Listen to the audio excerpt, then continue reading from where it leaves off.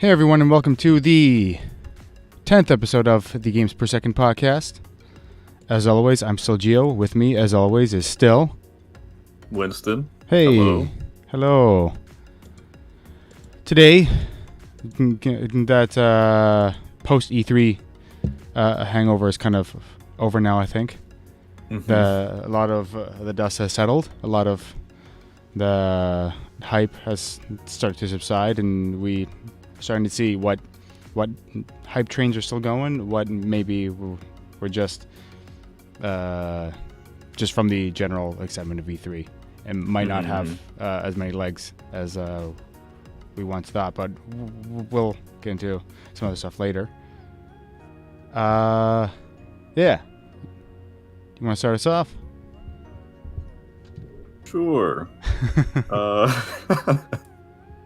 So, like you were saying, like with E3 happening, where we're kind of going back into what we used to do, just like general gaming podcasts for now. Yep. E3 was very exciting. Oh, it was good to have as always made podcasts so much easier because we didn't have to look up topics. Literally. So we're gonna start off with just talking basically about graphics and gaming. Yeah. Which I'm excited about. I was reading through it. Mm-hmm. So we'll start with generally, like, how important are graphics, do you think? It's as long as it can create a believable setting, as long as I can buy into it. I was thinking about this because I had to read this a little bit ahead of time. So like, say Doom 1 and 2, for example. Obviously, Doom Eternal's graphics are significantly better, right? Like, it's using 3D models instead of 2D sprites. It's got this resolution instead of that. It's true 3D versus 2.5D, faux 3D, whatever you want to call it. But everything within Doom 1 and 2 is cohesive, and it's easy to buy into what they're putting in front of you. So I think as long as it's not distracting, as long as it's believable, I think that's how important it is. It's about cohesiveness and believability, and not believability in which it has to be photorealistic, but like a cartoon, say like a show, right? Like, it doesn't look realistic, but like I'm able to buy into that setting. Like, say The Simpsons and Springfield doesn't look realistic at all. It's a cartoon, but I can understand that setting. I'm buying into what they're putting in front of me, and that version of Springfield is easy to understand and comprehend. You know what I mean? No, I completely understand. Yeah. How about you? So, question before I get into my thing. Yeah. So it's all about believability. So what about games that like don't have any real setting? Like Pong, like the first ever game made, like there was no real, like it was just a black background. Yeah, well, to that point, it's not exactly. Yeah, to that point, it's not a setting per se. But again, the concept that's being put in front of you is still straightforward, still easy to understand. There's no distractions. There's no, you know what I mean? Like, it still fits within that definition conceptually, even if it doesn't have a setting, I guess. Okay, right, understandable. And I guess like there's like a scoreboard and everything. Yeah, so it makes sense. It makes sense for the game. I understand what you're saying. Yeah. I'm of the same mind pretty much. Hey. Where like we've had this discussion in an earlier podcast where like I think that like text-based games are games. Oh yeah. So like I can't really go into that and like trash talk graphics when there are no graphics in those kind of games. I think there's an important, how do I say this? It's important for marketing and stuff now, right? Like if you put up a black background only text game out now, it would not sell very well. Yeah. So like marketing wise and like selling points for games, like graphics are more important now than they used to be. Yeah, but the integrity of the game itself, though. Exactly. Like, so if you're talking to me, someone who just like, enjoys games for like as what they are, I don't care about graphics at all. And being like a Nintendo fanboy, like that almost was engraved into you because you were always like behind graphically. Even to that point, though, again, I think even if, like, say, don't care about graphics, again, it still has to be cohesive, right? Like, it can be pixel art, but if this object has a different pixel density than that object, it's going to look out of place. It's going to look different, and it's going to pull you out of that experience. I think as long as you can have a cohesive style, a cohesive a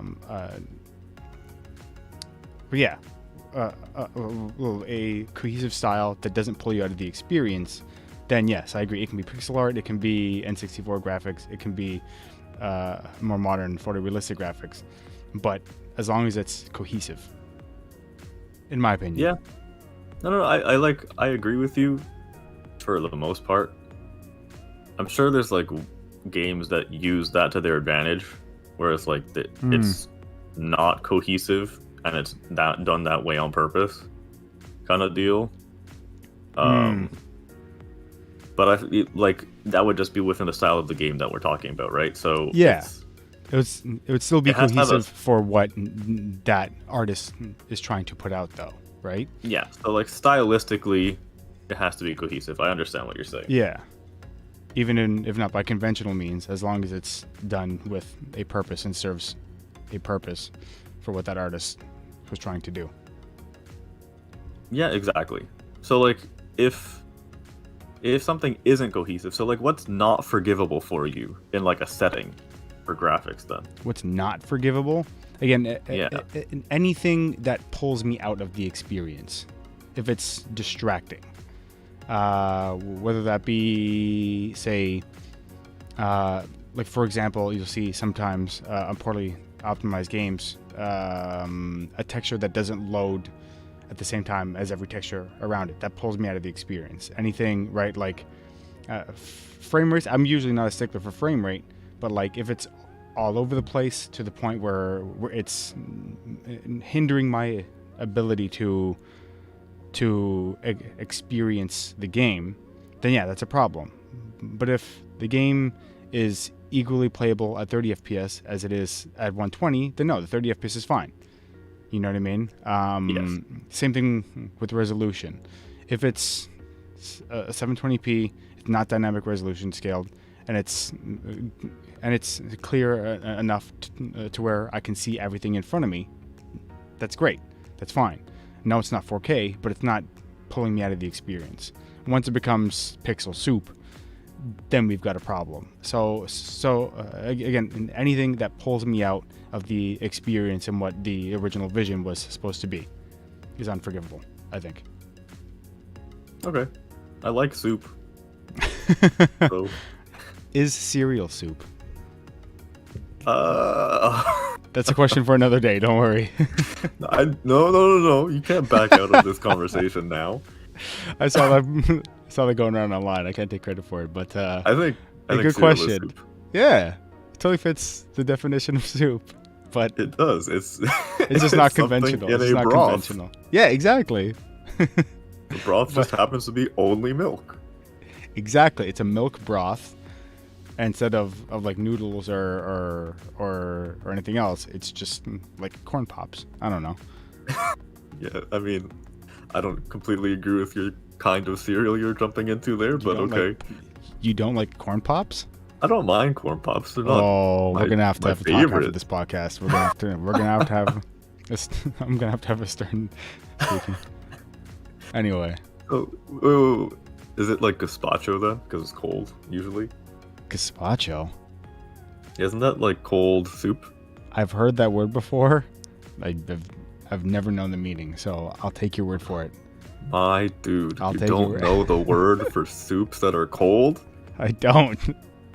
So disappointed. It's even an Italian word. I'm Outing more ourselves Italian than as you are. being part Italian, yeah. Yeah, technically I'm more Italian than you are, and I don't know. But okay, a little bit off topic. Oh, exactly on topic. Okay, yeah. But yeah, No, I agree. Like Pixel soup. forgivableness, if something like pulls you out, it makes sense that like you wouldn't enjoy it. yeah, I guess it also depends on how deeply it pulls you in to begin with, because even like popping in of like certain objects and stuff, I guess because I've been gaming for so long, I can't speak for both of us. If something pops in, because it's like, okay, I understand. Like it's a game. Sometimes it happens. And Grand it Theft won't Auto always. does a Yeah, big and it thing won't with Grand always Theft Auto pull me games. out. Yeah, fair. Especially if it's like a consistent thing. Like, okay, things pop in, the render distance is very short because the game is like trying to do way more than it's trying to do, than it should. So things are popping in like relatively consistently, but like it's always a thing. Then eventually, like you sort of desensitize yourself to the game, like what's happening. True. Once it's consistent enough to the point where you can, like to where, yeah, like you said, as long as it's consistent enough to the point where you are able to get used to it and still see what you need to see in front of you. Yeah, I guess. I don't think it's a good design philosophy. No, but it's like, okay, like I understand within reason, it's fine. Yeah, that's fair. With it, yeah, like if things are just popping up right in front of me every single time, like a la Cyberpunk. Oh, goodness gracious. Yeah. See, that's a great example. Yeah, that would be like unforgivable. Yeah, that's tough. I would play that game specifically just for how like messed up it is, not to experience the game. That's the thing. One of our friends bought the physical edition and has not popped it in yet. And when he does not plan on downloading the updates for that specific reason. I think at this point with that game, that's exactly the correct way to go. Just experience what all the hubbub was about before the updates and see how bad it was, because he's gone on a base PS4, not even Pro. So that's gonna be a doozy of an experience. Ooh, that's gonna be rough. That's gonna be a doozy. They just put it back up on the store. They just put it back up on the PlayStation Store. So that's. I didn't even realize they did. Yeah, it was like a couple of days ago, I think. Yeah, so that's. I kind of want to be there to experience it with him. It's gonna be fantastic. That's awesome. We should make it a thing. We should make it a thing. But anywho, yeah, like again, if it's distracting you, if it's pulling you out of the experience, I think that's still unforgivable. But like you said, sometimes a smaller draw distance doesn't pull you out of the experience. That's fine. Yeah, if it's like I don't know, it's hard to explain, right? If you play this game and it's perfect the whole time, and then you get one pop, like sometimes that's enough to pull you out of the experience. Yeah, sometimes. But usually, for me, like it's forgivable enough. Like I'm like, okay, it pulls me out for like a second, and I'm like, oh, it's a video game. And then my brain's like just loops around in itself. Okay, yeah, it is a video game. Like this is gonna happen. We're good. Get back in there. Yeah. So I wouldn't say it's like unforgivable, but yeah, it definitely dampens the experience. That's fair. To certain levels. Yes.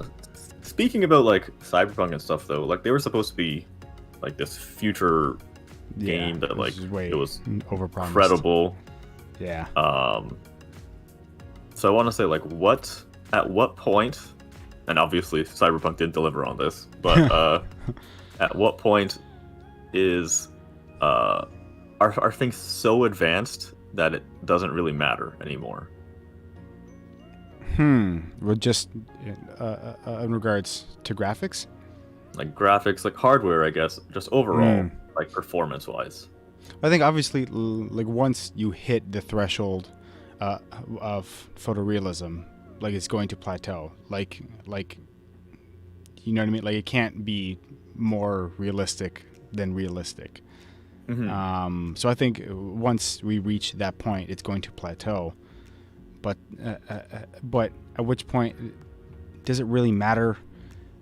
Yes, because I think like even now, ray tracing, right? It's a huge a clickbait word right now.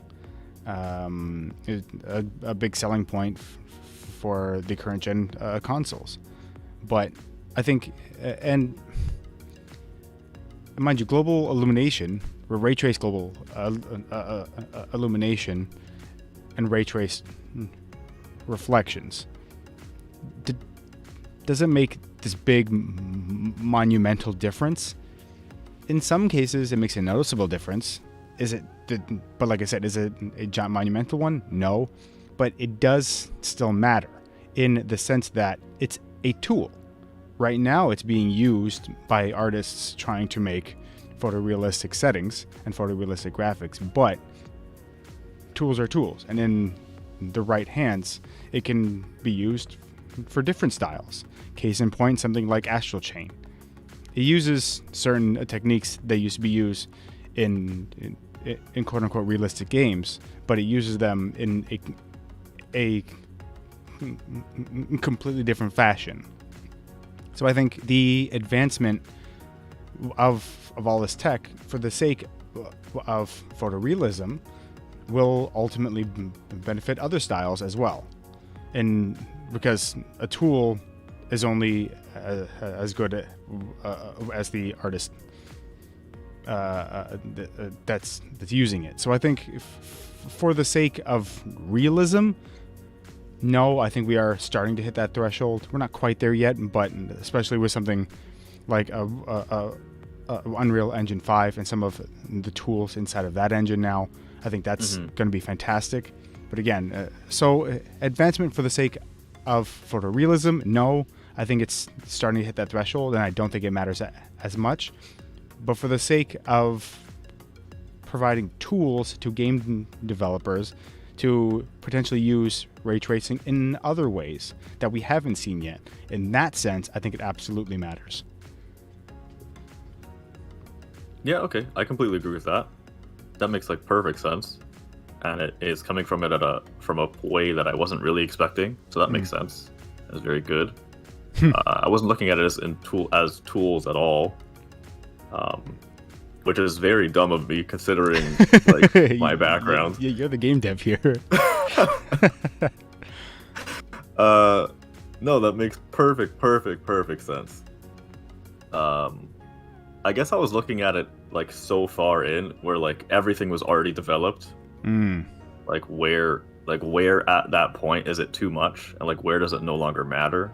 And I guess because I'm like a game dev, I already had it like in my brain, whereas like it always matters until it doesn't, right? Until there's no real advancement to be made. Okay. So graphically, I do agree with you. Like once you hit photorealism, like I don't even know if hitting that threshold is really where it stops mattering. Like it might be before that where graphics are like, okay, like how much more do I really want from this? Yes. Yeah, so that might it might taper, or not even might, like it will taper off. There's no getting better than what life is. Yeah. But yeah, with the tools and stuff, that makes a lot of sense. That makes so much sense. To be fair, I did read these like maybe 10 minutes before we started chatting, and so I thought of that. I don't know because again, my first thought went to a Astral Chain. I mean, it's using cube map reflections. It's using all kinds of particle effects, which, let's say 5-10 years ago, were a big deal in say well, because mind you, even PS4 era used a lot of like screen space reflections. But say even going back to like Crisis 3 or Battlefield 3, which were realistic for the time, or the best we had for the time. Again, it's using similar things to those games, which were shooting for realism, but it's using them in a completely different fashion, in a completely different style. So like in that sense, you know what I mean? Like again, it's just a tool, and a game dev can use it to whichever way he wants. Dusk, the developer of Dusk, which is an indie game, David Szymanski, is constantly asked on Twitter, why didn't you use the original Quake engine? Because Dusk takes a lot of visual cues from Quake. And he was like, honestly, it's because I already used Unity before, and so I knew what I was doing with it more so than the Quake engine. And B, it was just, not only was it easier to work with because of that, but it's just there's more tools at my disposal. So even though it looks like Quake, he was able to use more modern tools in different ways.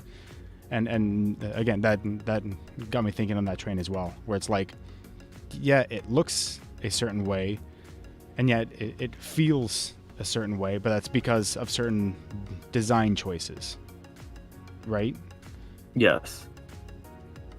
Not necessarily that's a really the good point per se. That actually goes into like the next point here, Yeah. which is like, do you think like having these photorealistic graphics eventually is gonna take away from or push away more stylized games? Absolutely not. In fact, in the last, like I've mentioned a couple of games, the last few years, we've seen a resurgence of retro style graphics, retro first-person shooters and pixel art games, and all these different 2D things, and all the different cartoony and or cel-shaded games that were inspired by Zelda Breath of the Wild, so on and so forth. So, again, I think the more tools developers have at their disposal, the more different styles of art you're going to see. Yeah. Okay. So I agree to an extent. Fair. Or I feel like I agree mostly. Okay. But I do think that just like everything is a trend, like just like you were saying, like Breath of the Wild did this whole stylistic thing, and then a bunch of games came out with a whole bunch of stylistic stuff in that same regard. Yeah. I do feel like once we hit that photorealistic game, there's just going to be a bunch of photorealistic games out. For sure. For a good little while. We're for like, sure, okay, for sure. For a while, we're no longer looking at how to make this stylistic. We're only looking at how to make this realistic. And I'm talking mostly AAA, like people who can actually afford to do that kind of thing when it hits. Yeah. Well, except Nintendo, but that's a different story. Well, you never know. Eventually. Because we'll get there. I don't think we're gonna hit photorealism. Like, we're not hitting it now. So no. We are inevitably, obviously, by nature of time, as close as we've ever been. Yes. And we are getting awfully close with ray trace global illumination and different skin layers and meshes and stuff like that. I think we are getting pretty close. But yeah. So like maybe next, like not this gen, but like next gen is the first to ever have a game that is photorealistic, and it's like it's like I have a question. The advancements, like these games that like as they advance, they push things, but they have to like take things away, and eventually that will not be a thing. Eventually, okay, we have such powerful systems that like there is no takeaway. You just do whatever you want. So I could see like, okay, maybe in the next gen they have a photorealistic game, but it's a very small, non-complicated game. And because it's photorealistic, it'll be enough. It's like, okay, this is the future of gaming kind of thing. This is even though the playtime is only 3 hours and there's only like a couple houses in this game or whatever Yeah. that you go between. It's a demo. It's like almost a demo. Yeah. It'll be enough because I'm looking at it and I see like a human being, like I'm controlling real life kind of deal. I don't think that's when the shift will start. Like it'll maybe be a spark under people's bums to nice to get them going in that direction. But I don't think it'll be a spark. I don't think it'll like make everything photorealistic immediately because it'll be too small at that point. It'll just be like any other gimmick. And then eventually, once the hardware catches up, they'll make like full-on photorealistic games. And then I think photorealistic games are going to take over the AAA market for quite some time. With that in mind, the hardware catching up, will it have to? Or will cloud gaming be the next big thing? Yeah, see, that's another thing. So I didn't even like. Cloud gaming is that's a whole new thing. Well, that's one thing I'm thinking about doing. Is because I've got a Switch. I'm thinking about getting a PS5 physically, and then maybe subscribing to Game Pass Ultimate, which comes with Game Pass of Xbox Live Gold and xCloud. xCloud is still in beta because I think it's only for Android devices right now, and the PC version is invite only. But once the PC version goes into like open beta, for example, what do I need an Xbox for? Right? No, so I might just do a PS5 and Game Pass Ultimate with xCloud. So I've got all these Xbox games at 4K, whatever it is, on my laptop that otherwise can't run them, and I've got a physical PS5. I've got the best of both worlds, right? Like, and honestly, I'm surprised I didn't see that coming earlier because historically, Microsoft has been the king of the subscription. You know, you don't own it, you're licensing it. You know what I mean? So, and honestly, in this new landscape where technology is getting more and more expensive, could they be at the right place at the right time with that? I'm not sure. Ooh. Like I don't know enough about cloud gaming and its advancement and like how expensive it is and how it works to really talk on it definitively. I mean, I will because we're a podcast, but I will preface it with that. Fair. So I was also going to mention real quick that like if anyone's got the back end and the servers to host something like that. Oh, of course, Microsoft. Yeah, it's probably Microsoft. Yeah. I'm not doubting that at all. Fair. I will say that even in like cloud gaming is pushing its way into a bunch of stuff. Yeah. Even in the last E3, they tried to hide it. So in Nintendo, the Nintendo Direct, you know what was it? The Guardians of the Galaxy game. Yep. So they showed it in the Nintendo Direct. But it is cloud, like it's a cloud-based game. Like you can't play it just on the Switch. Like it's through cloud gaming. But I think it's interesting for Switch, which a Control did that on Switch. A Hitman 3 did that on Switch. So it's interesting to see Nintendo go down that route. And it's definitely so. I feel like it's a boon for Nintendo the most because it's the least intensive hardware. Yep. I don't know it's hard to tell what Nintendo's going to do with anything. Like Nintendo's kind of all over the place. Lots of rumors swirling about that of Xbox Nintendo relationship blooming into into xCloud on Switch. That could be very interesting. I don't know if it's going to happen. I think a lot of it's going to depend on the Xbox Series consoles install base. Because if it's another Xbox One situation, then yes, I think they will try to expand. If they can actually put up a fight with PS5, then no, they might be like, no, we've got enough. Yeah, I think we want to use it to entice people to buy more Xbox consoles. it really depends on how well they feel like their console's going. Yeah. I can only see them doing that if they decide, okay, consoles are not for us anymore, and they just pull out of the race entirely. Because then why buy an Xbox ever, right? Yeah. If you could play Xbox games or like Microsoft games at that point Yeah. on other consoles, on like the Nintendo or whatever. Mm-hmm. But I also feel like it's hard because it is Microsoft, so it's also like PC gaming. Yeah, I which is don't why know. I mentioned possibly getting XCloud and Game Pass, Game Pass on PC, because normally I wasn't too big on a lot of Xbox exclusives, but that Bethesda acquisition is quite large because they've got id Software, so now Doom and Doom Eternal, those are under the Xbox umbrella.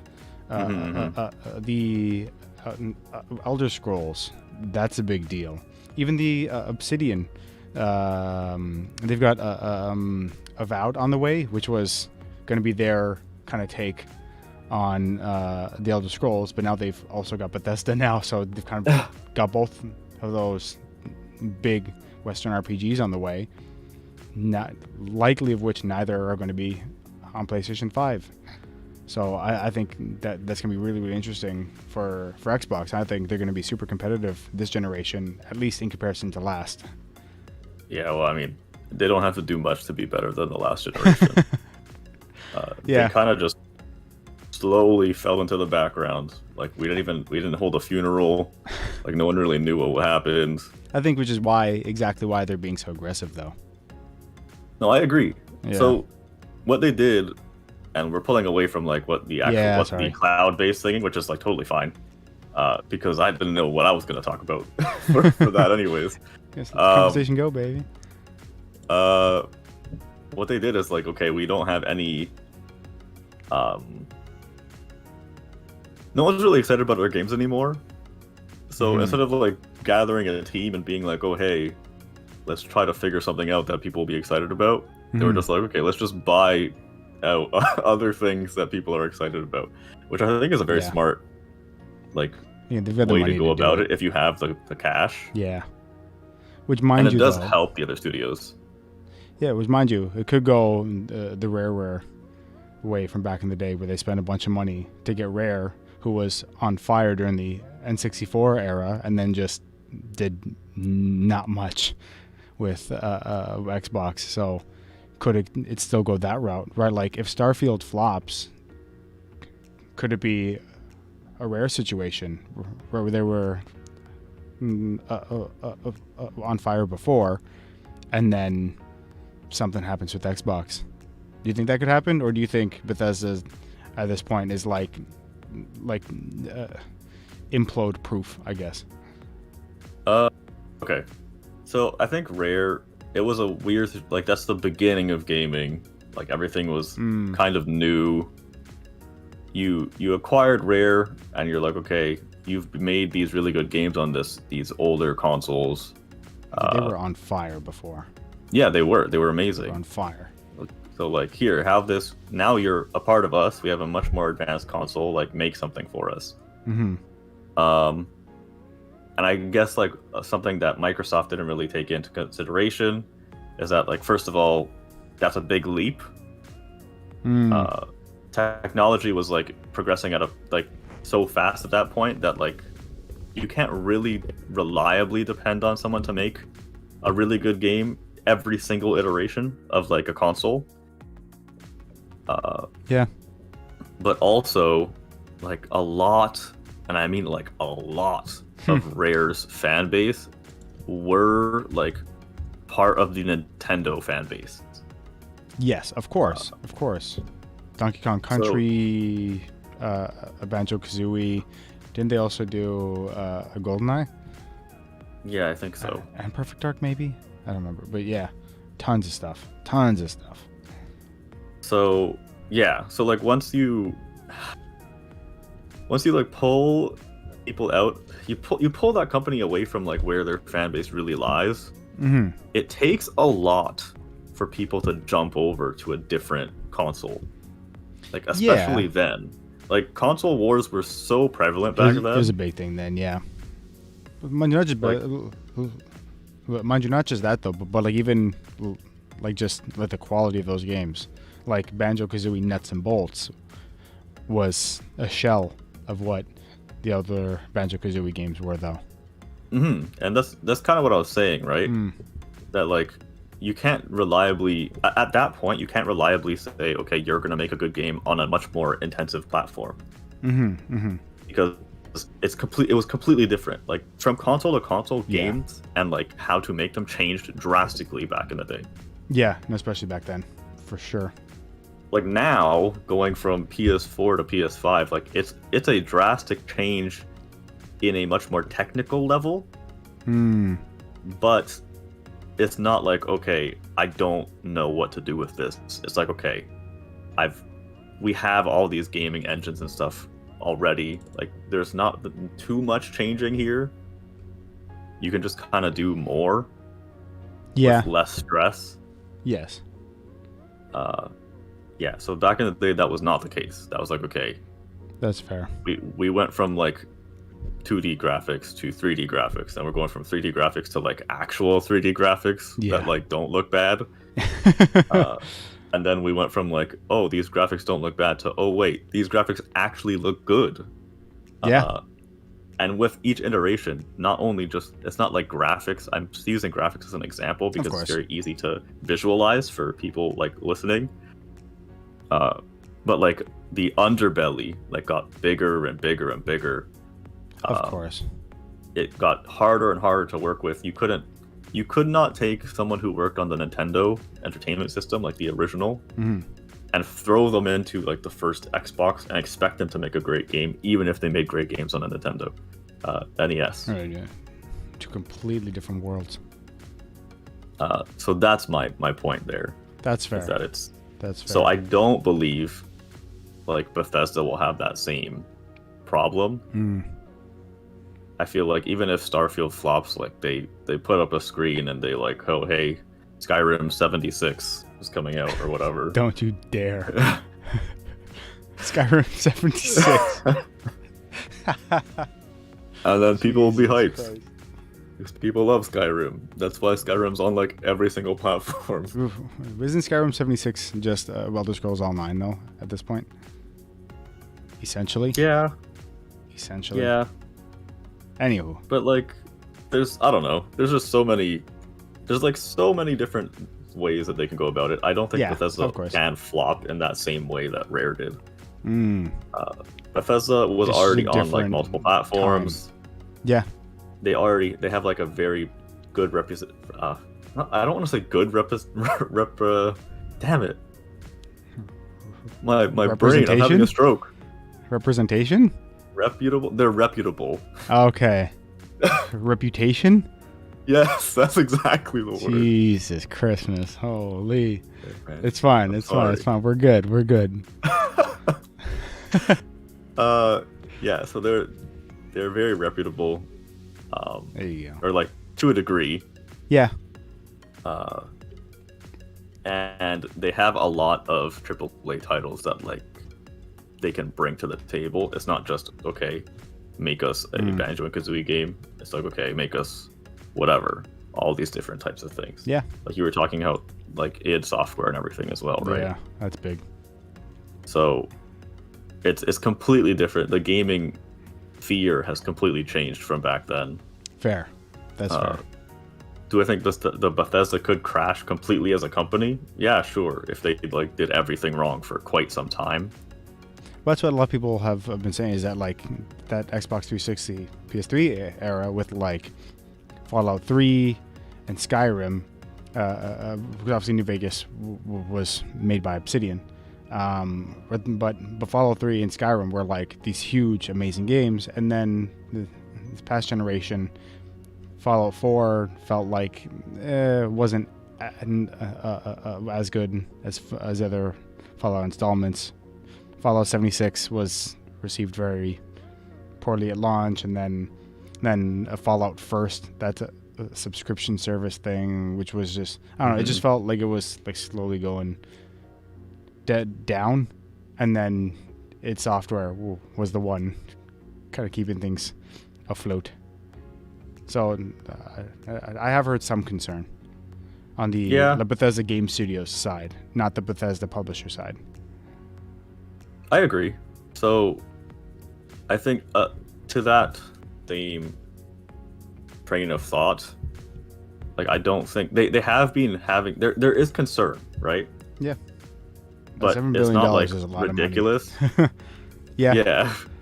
It's not like a ridiculous amount of concern. Also, Fair. like Fallout 4 wasn't the same as like Fallout 3 and whatever, but it still sold very well and was still like a decent game, just not in the same vein as the previous Fallout games. Can confirm.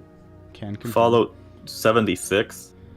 Now, to be fair to 76, I have heard specifically from the New Blood head Dave Oshry that it has made a bit of a No Man's Sky-esque turnaround. Yes, I've heard the same. And I cannot confirm that one. I've only played, I've only beaten 4, so I can't confirm 76. I haven't played 76, but I have heard about that turnaround. Again, the launch was really bad. Fallout First was really scummy. It was just, it was a bad time. It was a bad time. I will always forgive Fallout 76 because they had the Song of the Summer. Oh, don't you dare. I'm talking about Country Roads. Damn it. Take me home, baby. Take me home. So they'll always be forgiven because that was like their song. This guy to represent 76. Y'all don't even understand the history that goes behind that joke between us. You guys don't even understand the history behind that. Years. Literally years. Same joke for years and years. Literally and it'll never go away. Never. God, I remember the first time you brought that up. I was going to work downtown, and someone was busking in the subway playing that song. I was like, are you kidding me? I thought I texted you when it happened. I was like, are you kidding me with this? It's the song of the summer forever. It's forever the song of the summer. Every summer. Every song summer. Of the summer. It's the song. Anywho. But anyway. It takes a lot more for a game company to flop, I think, at this point. Fair. If they have that reputation. Like they have a decent enough reputation, even if it's slowly going down, like they're slowly building it up again with 76 coming back to being a decent game. I've been so close to buying that game so many times. Honestly, if the Steam Summer Sale has it down to the right price, who knows? Mm-hmm. Who knows? Could find myself running that. It's completely different. The gaming sphere is completely different now. That's fair. Even if they end up like falling flat, it's going to take them a while, and I feel like Microsoft will get somewhat of their money's worth by the time that happens. Interesting.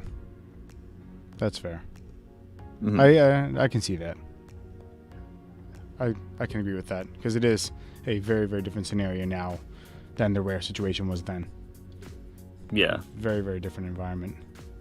But also, you got to bet on something, right?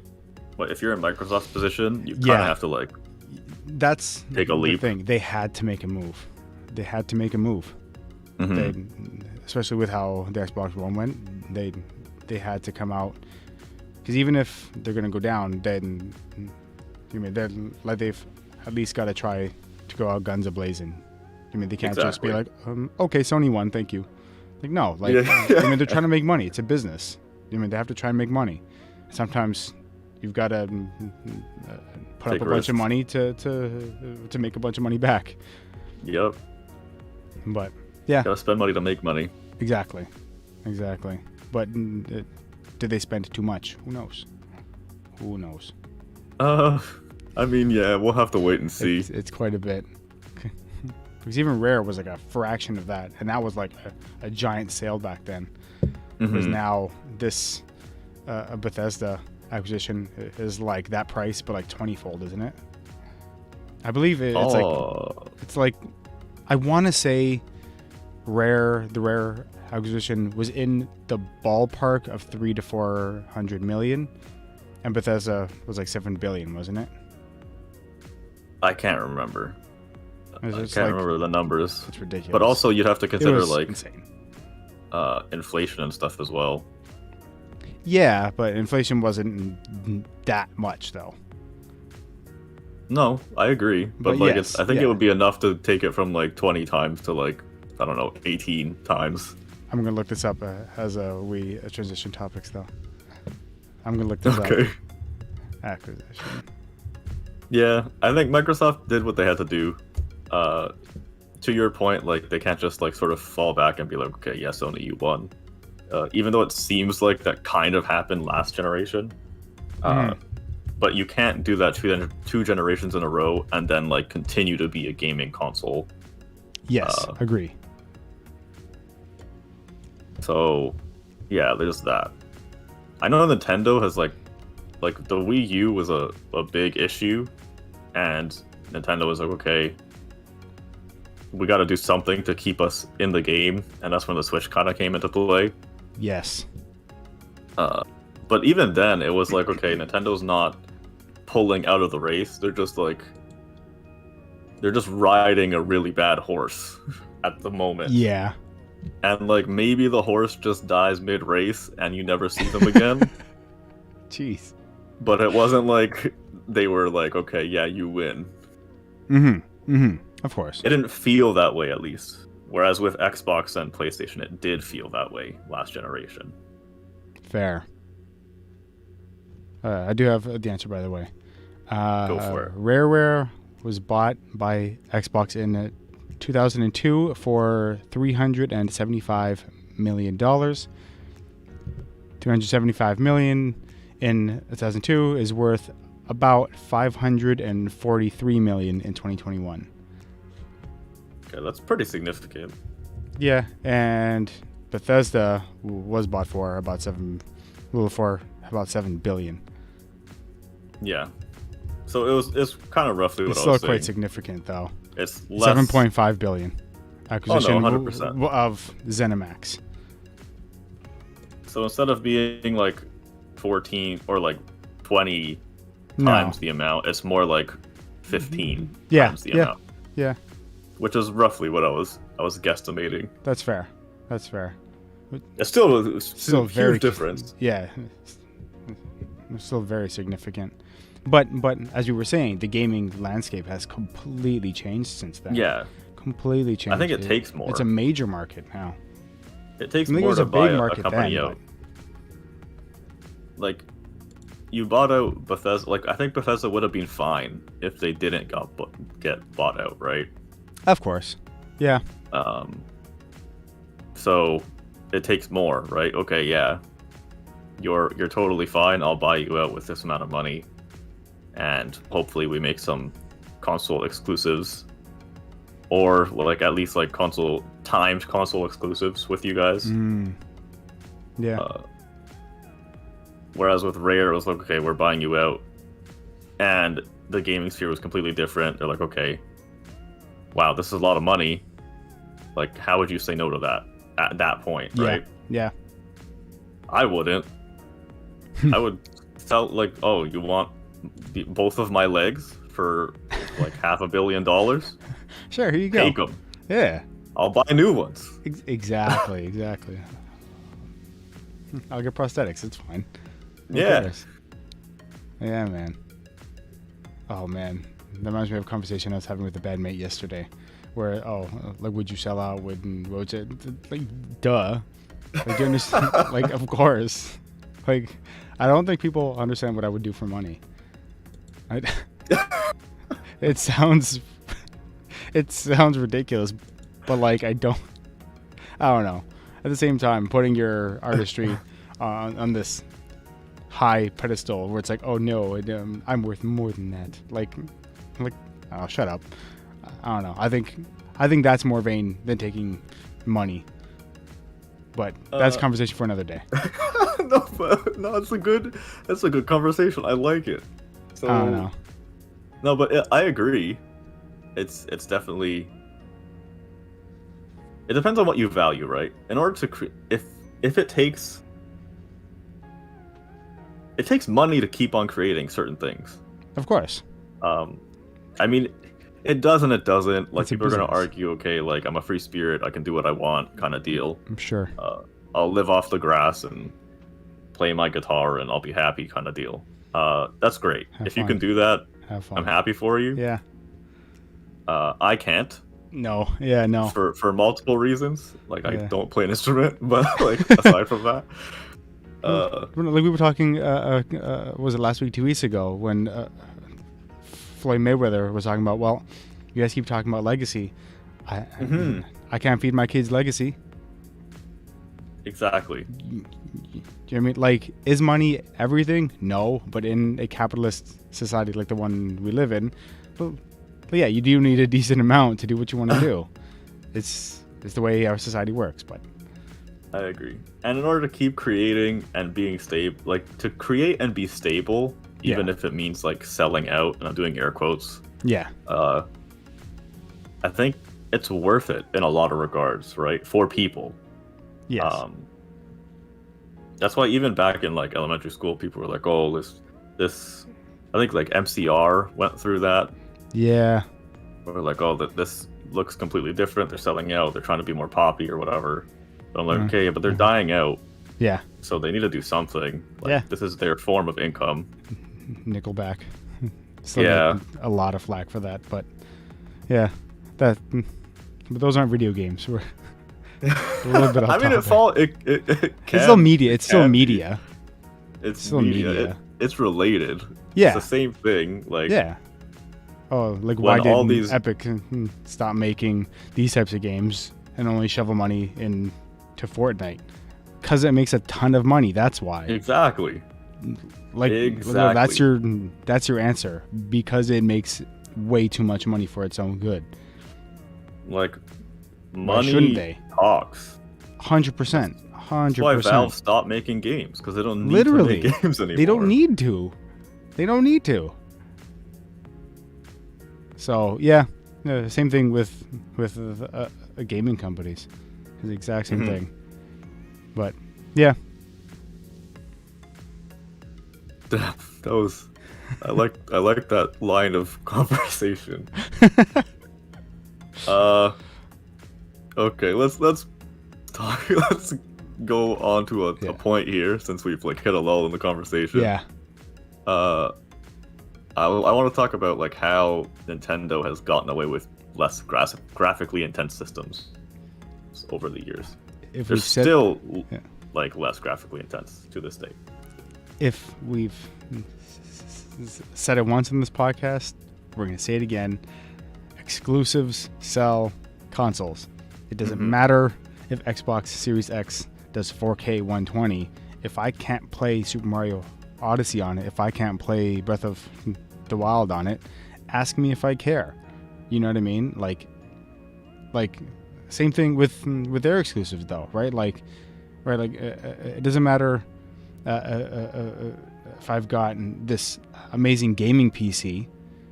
If I take Ratchet and Clank Rift Apart and put it in, it's not going to work. So I'm going to buy a PS5 for that. Right? So, like, exclusives sell consoles.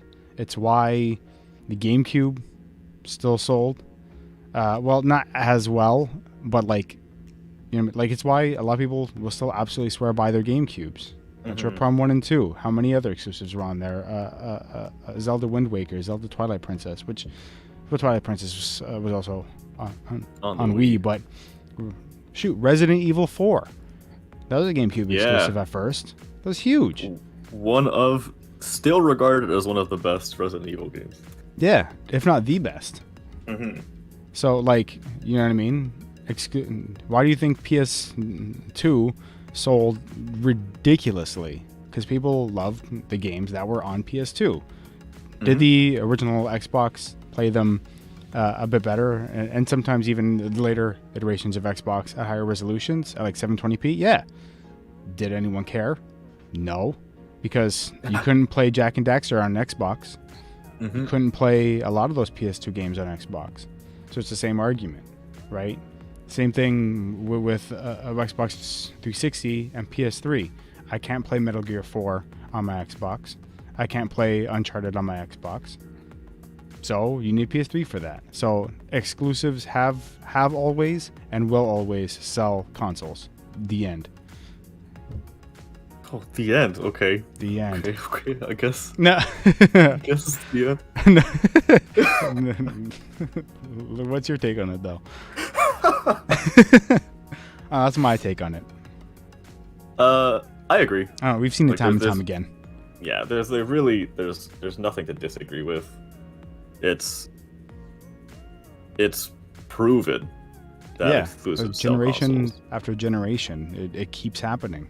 People are like, oh, why didn't Xbox One sell well? Because PS4 had bangers and it didn't. That's why. Mm-hmm. It's the only reason that we have 3 different consoles. Yeah. Because of exclusives. Literally though. Like, you know what I mean? Sega didn't want to put Sonic on the Super Nintendo, so they came out with the Genesis. Mm-hmm. And it worked. They sold consoles purely based off of some blue hedgehog. You know what I mean? Like some blue hedgehog. Some blue hedgehog. I agree. The disrespect. You get my point, though. Like, yeah. Like, I don't know. Yeah, I was gonna say, so like, there's a point further along in the podcast where I said, like, if hardware gets to the point of being like laser fast, hyper realistic, what does that mean for the video game console industry?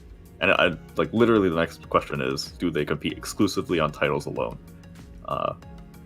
And yes, like they already kind of do.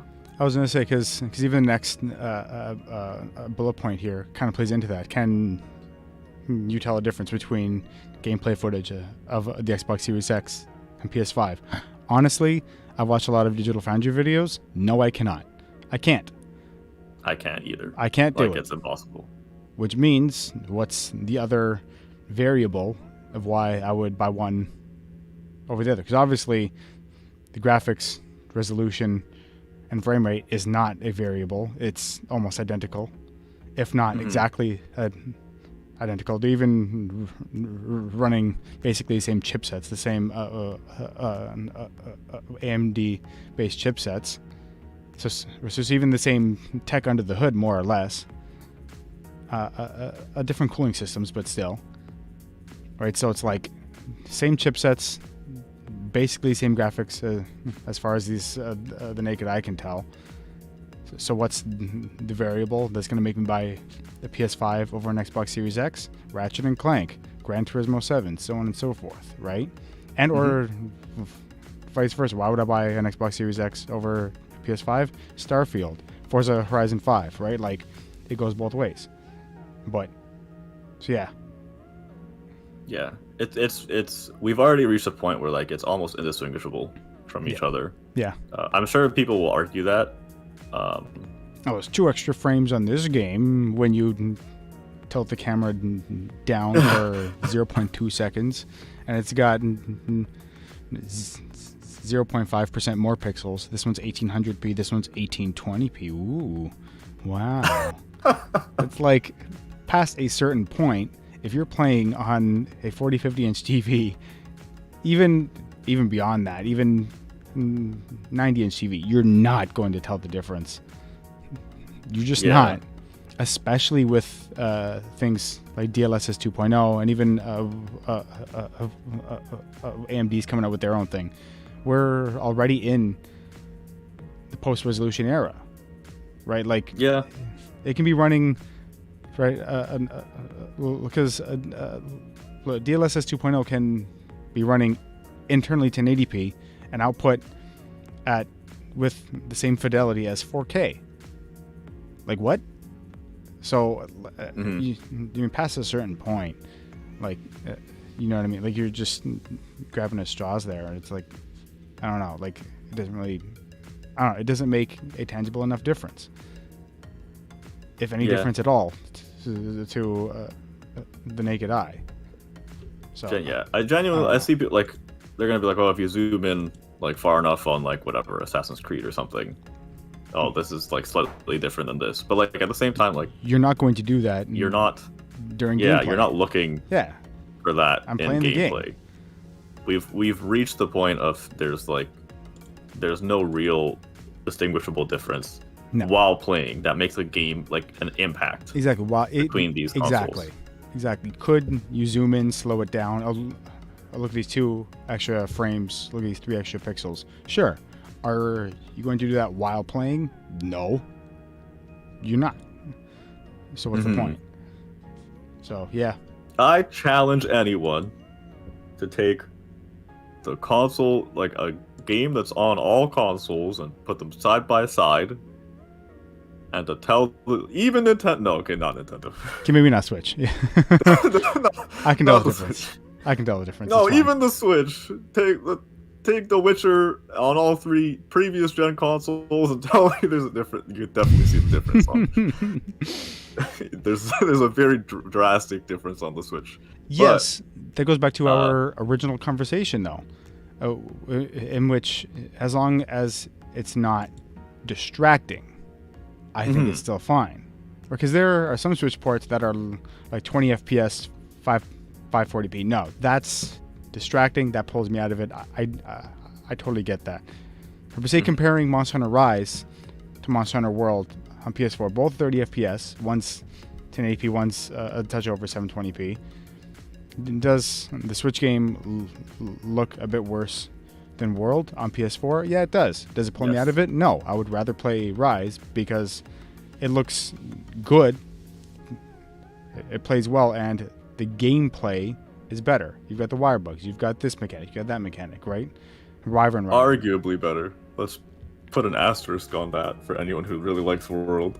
Don't listen to him. It's better. It's 100% better. Don't listen to him. It's for sure better. I've never played World, so I can't really speak to it, but I do think Rise is a spectacular game. Yeah, but the point being, even in scenarios where the graphics are worse, as long as it doesn't pull you out, I think it's fine. I think most people think it's fine, which is why they'll buy the Switch version for the portability, or for this, or for the convenience, or whatever it may be. Yeah, you're right. We've gone past the console war era where like 100%. Everything was a fight. Yeah. Or like, oh, like the graphics are, because you don't have all the graphics, you're nothing.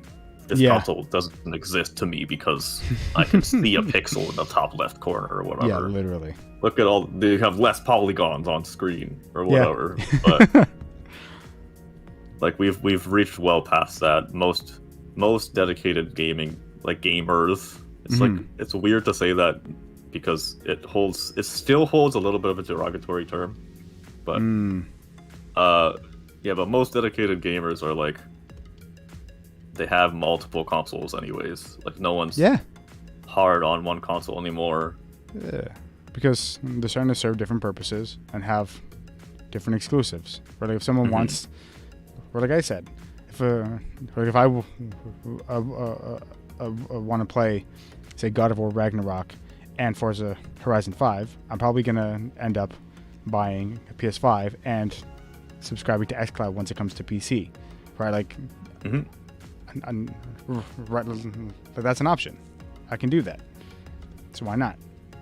So yeah, I think the whole console war thing is coming to an end, which I think is better for everybody involved.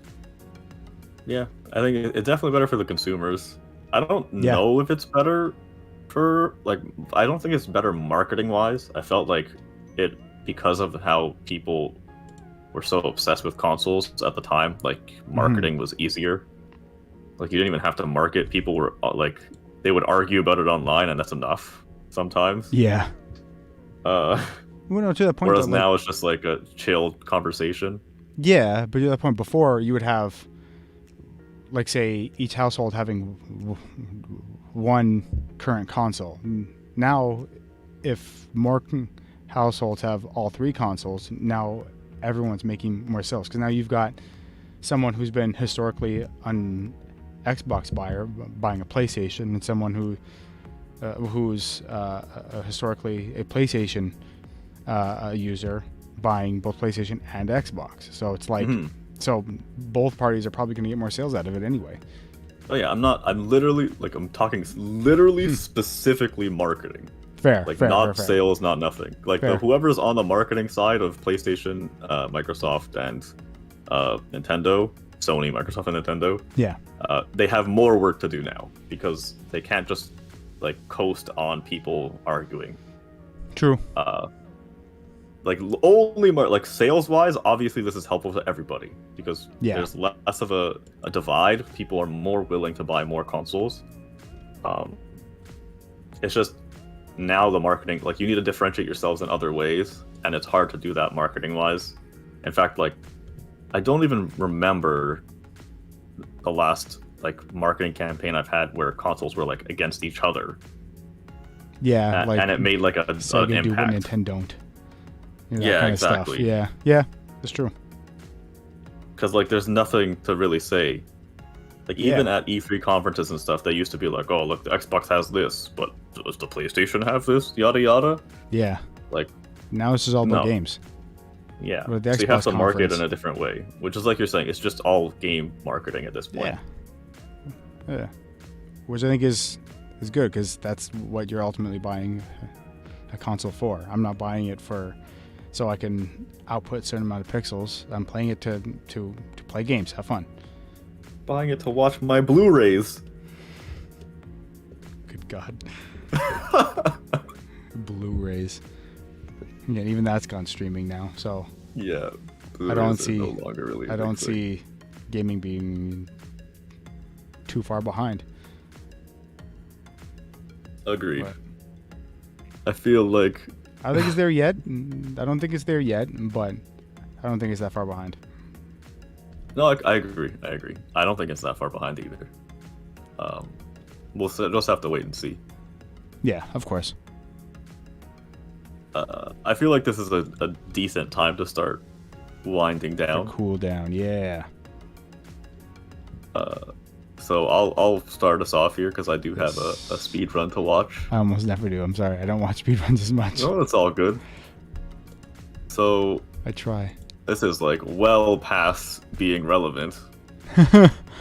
But there are Among Us speed runs. Ooh. Where they just so, like, the one I'm talking about, there's, like, so many default tasks for three maps, and you just do the tasks as fast as possible. Oh, interesting. So I'm specifically looking at the one that's default task, 3 maps, mouse and keyboard. Person in first place is called Pufferfish King. He's from America. 2 minutes 35 seconds. If you are into Among Us still, it might be an interesting watch for you. Even if you're not, it's only 2 minutes. It's like it's a relatively good way to get knowledge on how to do tasks and stuff if you're trying to get into Among Us as well. So, you know, it's cool. True. Knowledge. I just thought it was an interesting speedrun. I wasn't expecting Among Us to have a speedrun, and I guess I was wrong. Fair. Yeah. I was gonna say, because, like, don't you have to, like, doesn't the person who's it, like, change every time? Like, there's so many different variables. But I guess, yeah, like, win by tasks, this kind of thing. That makes sense. Mm-hmm. That's cool. I didn't know that was a thing. It's cool. Yeah. Relatively interesting. Nice. I don't watch as many speedruns. I should. No. I think some are interesting, but yeah. I don't think you should. Well, like, yeah. But the free games on the Epic Store, though, are, as mentioned last week, for this week they are Horizon Chase Turbo and Sonic Mania. I've got Sonic Mania Plus on Switch. I can recommend it. It gets a bit difficult for me, but I do recommend it. Horizon Chase Turbo I've wanted to try for a while. Now's my chance. So I think Horizon Chase Turbo is also on Switch. I'm going to quickly look that up. But if it is, and if I like it on here, could I? It is on Switch. If I like it here for free, and it's cheap enough on Switch, who knows? I like those little arcade games on Switch because it's a very arcadey type racer. Yeah, it's only about $25 Canadian on the Switch eShop. So on a sale, if I like it here for free, and if it goes on sale on Switch, I can see myself going that route. But at least I get to try it for free on the Epic Game Store. And cool. Next week's is going to be the Spectrum Retreat. So it seems to be going back to the one smaller game rather than 2 big games a week. Yeah, we're out of the E3 block. Yeah, we figured, yeah. Because even before this, they were doing like the mystery games for like a month. So yeah, seems to be getting out of that late spring, early summer E3 craze. But still, Spectrum Retreat next week. Again, it's free. Might as well try it out. Exactly. And video game software creation. Do you have any? Do you have a song to recommend? Do I have a song? I've been listening to, in preparation for the Monster Hunter Stories 2 demo coming out tomorrow.